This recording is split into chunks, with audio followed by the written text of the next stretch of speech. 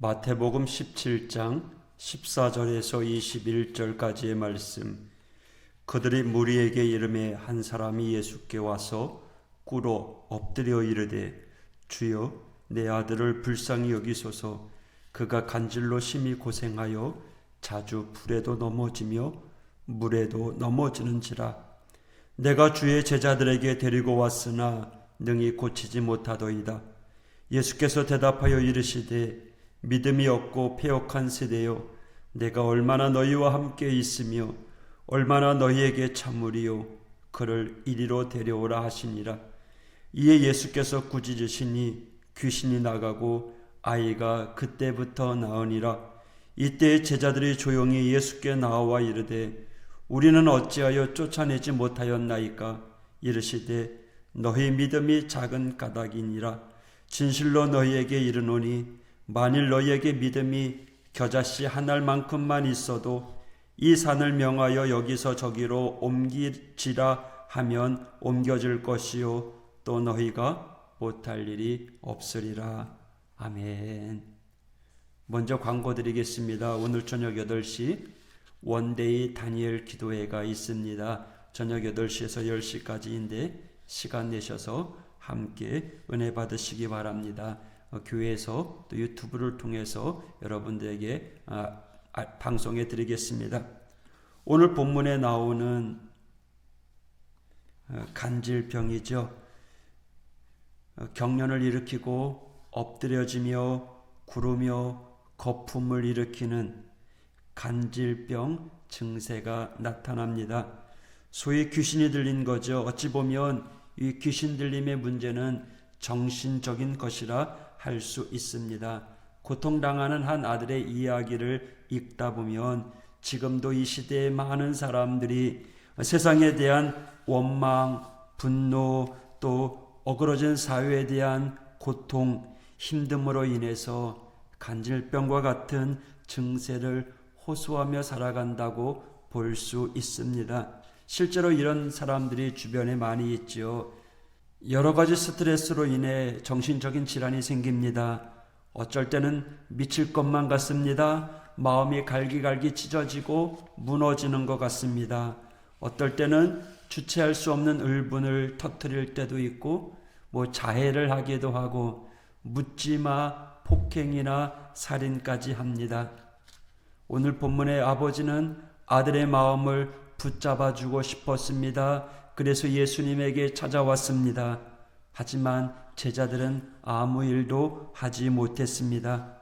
선생님의 제자들에게 그 귀신을 쫓아내 달라고 하였으나 그들은 쫓아내지 못했습니다. 주님께서 바로 이런 현실에 대해 탄식하십니다. 믿음이 없는 세대요. 제자들의 무능이 예수님에게는 믿음 없음으로 보였습니다.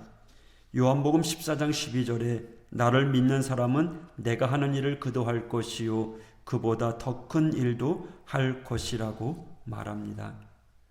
오늘 예수님께서 책망하고 있는 것은 제자들만이 아닙니다. 그 시대 전체를 책망하고 있습니다.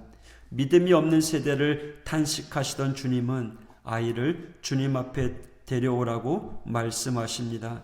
아이가 주님 앞에 서는 순간 아이 속에 있었던 귀신이 반응을 보입니다. 마가복음에 보면 귀신이 예수를 보고 곧 그 아이로 심히 경련을 일으키게 하는지라 그가 땅에 엎드려져 구르며 거품을 흘리더라. 그 가련한 아버지가 주님께 간청합니다. 마가복음은 이 상황에 대해서 조금 더 자세하게 기록하고 있지요. 무엇을 하실 수 있으면 우리를 불쌍히 여기시고 도와주십시오. 이 말에 대한 예수님의 대답이 무엇입니까? 할 수 있거든이 무슨 말이냐? 믿는 자에게는 능치 못할 일이 없느니라. 여러분, 성경을 읽는 순간, 이 가슴 벅찬 선언을 듣는 순간 우리는 감격합니다. 현실의 어려움 앞에서 어쩔 줄 몰라 하는 이들에게 이 말씀은 위로가 되고 소망이 되고 힘을 얻습니다. 그러나 중요한 건 말씀에는 분명히 예수님만 이것을 하실 수 있다라고 말하지 않습니다.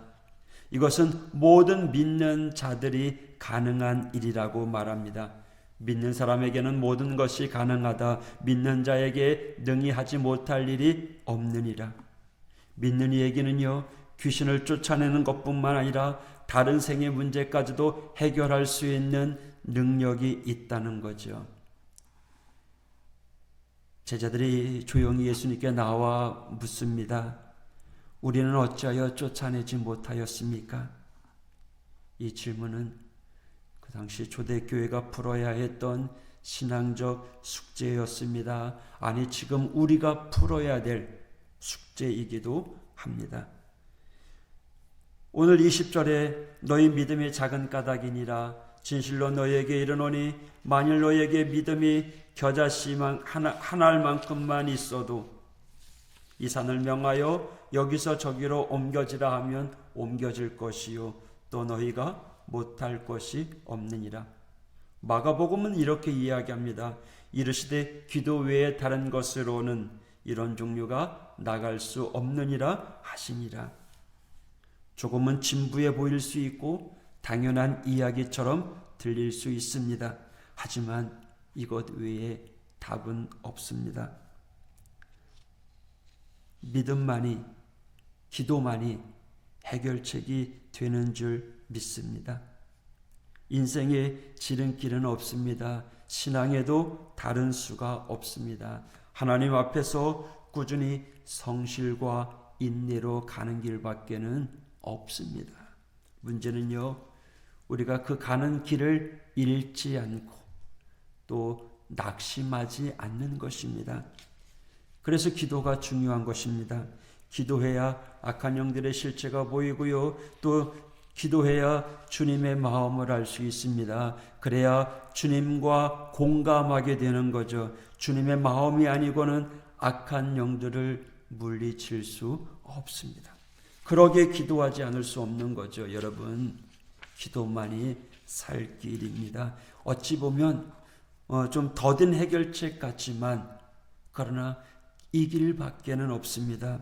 우리의 신앙의 일은 더딘 것 같아요. 금방 기도하는 대로 응답받으면 참 좋겠는데 좀 늦은 것 같아요. 느린 것 같아요. 더딘 것 같아요. 그러나 우리가 주님과 하나가 될 때 우리는 비로소 이 시대를 지배하고 있는 증오감, 무력감, 과도한 욕망, 무관심, 무정한 마음, 사나움, 이런 악한 영들을 몰아낼 수 있습니다.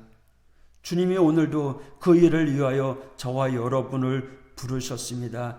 주님이 하셨던 치유의 역사, 믿음의 이야기, 신앙의 고백을 그저 주님이 전해주는 그런 감탄스러운 이야기로 끝나는 것이 아니라 오늘 이 이야기가 우리에게 주시는 하나님의 소명으로 붙잡고 오늘로 주님만 바라보는 거예요. 그리고 이 믿음을 가지고 나의 삶 가운데 믿음을 지키며 살아가는 겁니다.